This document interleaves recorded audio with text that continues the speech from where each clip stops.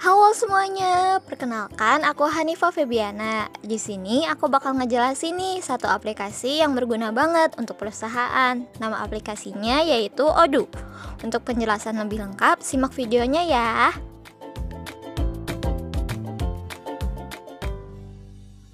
Mungkin masih ada beberapa yang masih asing nih dengar Odoo. Jadi, apa sih Odoo tuh?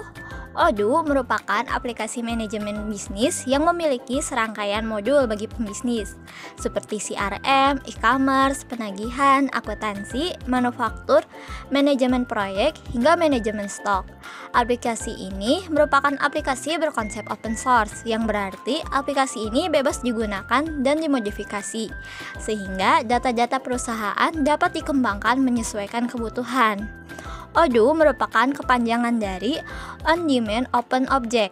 Aplikasi ini pertama kali dikembangkan oleh Fabian Pinckaers pada tahun 2005.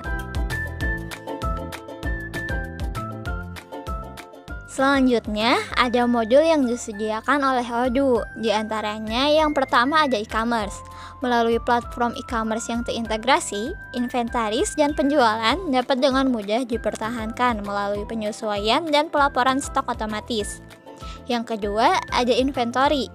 Modul ini berfungsi untuk mengatur banyak warehouse atau gudang untuk bisnis. Fitur ini menyediakan manajemen stok, gudang, inventaris, manajemen supplier, dan data pengiriman. Yang ketiga, ada manufaktur. Perusahaan dapat memanfaatkan Odoo untuk mengelola semua kegiatan operasi manufaktur. Odoo secara otomatis memicu pemeriksaan kualitas untuk departemen manufaktur, sehingga dapat mempercepat proses pekerjaan.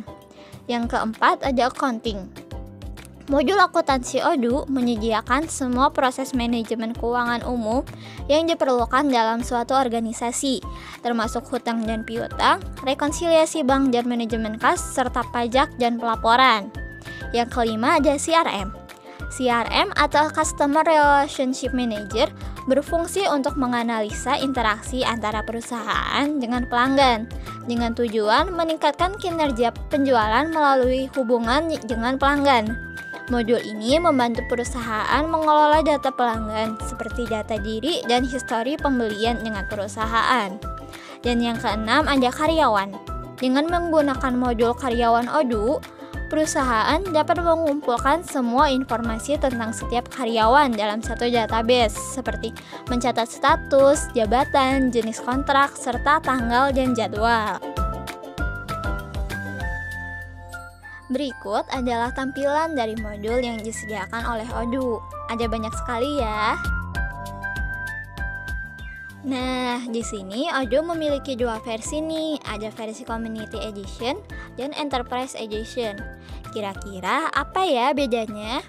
Versi Community Edition merupakan versi non-license, di mana versi ini dapat digunakan secara gratis, namun dengan fitur yang terbatas. Selanjutnya ada versi Enterprise Edition.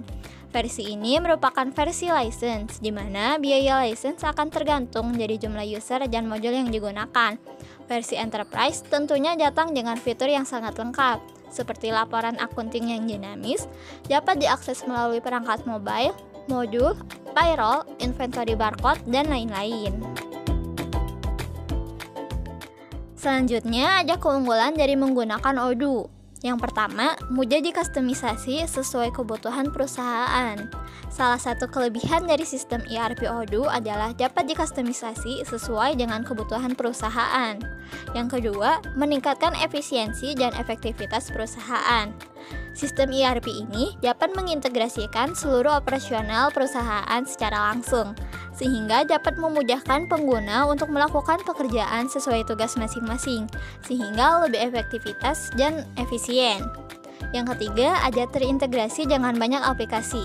Kemudahan integrasi Odoo dengan banyak aplikasi lain juga merupakan salah satu kelebihannya. Hal ini penting karena ketika ada perusahaan yang membutuhkan integrasi antar aplikasi berbeda yang digunakan di berbagai departemen. Yang keempat, mudah digunakan atau user friendly.